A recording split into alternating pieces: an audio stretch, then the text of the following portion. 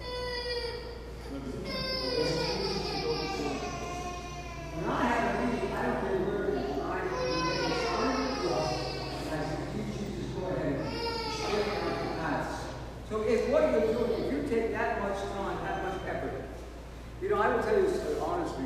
I've told people that didn't have a job, I said, well, you need to go down there, you need to see them, they need to connect with you in person, and everything today is email. Everything today is resumes, okay? I agree. So my point is, those who really know the Lord rejoice over God's love and compassion. The hardness of heart. This is the hardness. Why do people point out your failings? And you know when they come to Mount John? When you told them what they did wrong. That's their just, oh, yeah.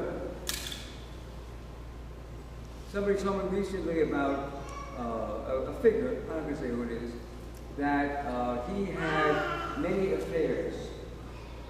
I said, the man is not honored in this country because of what he had affairs on. It's what he did that made a difference for the country. So people will always point out your failings so that you don't see their failings.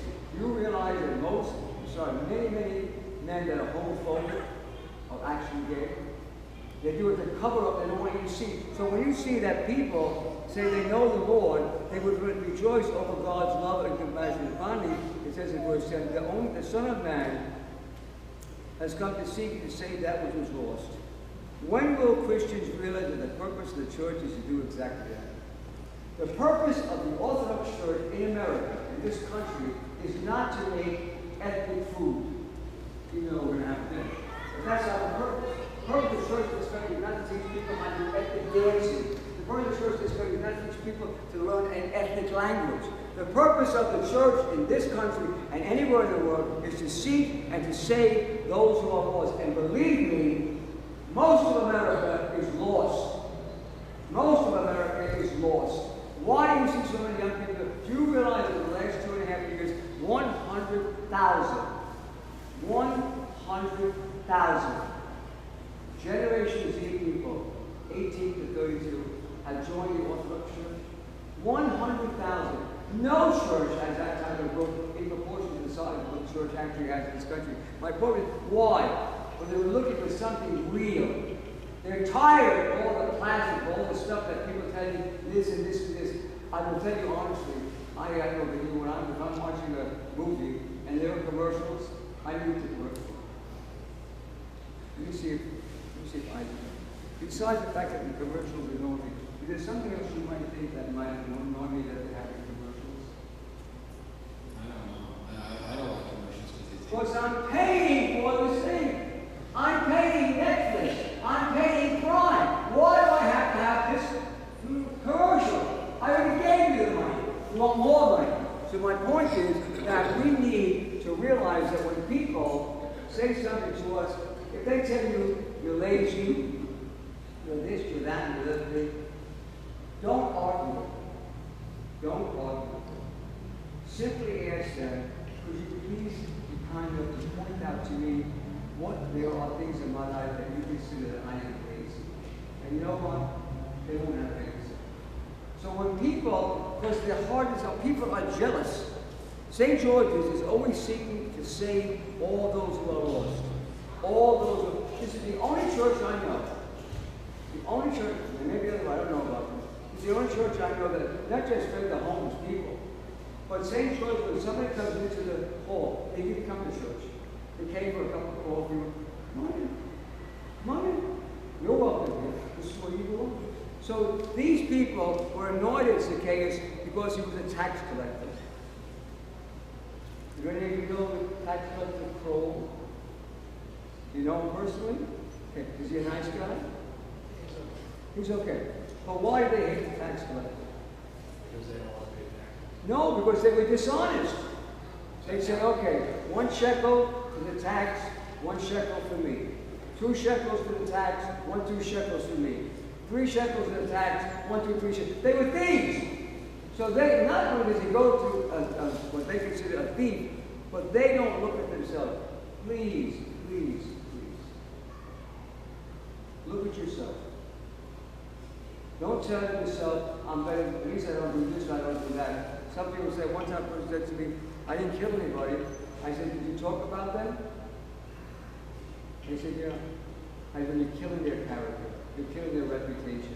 Take it seriously. If you don't, the time will come that you won't be able to do anything about it, and your faith will be sealed. Father, Son, and Holy Spirit. Let us pray to the Lord.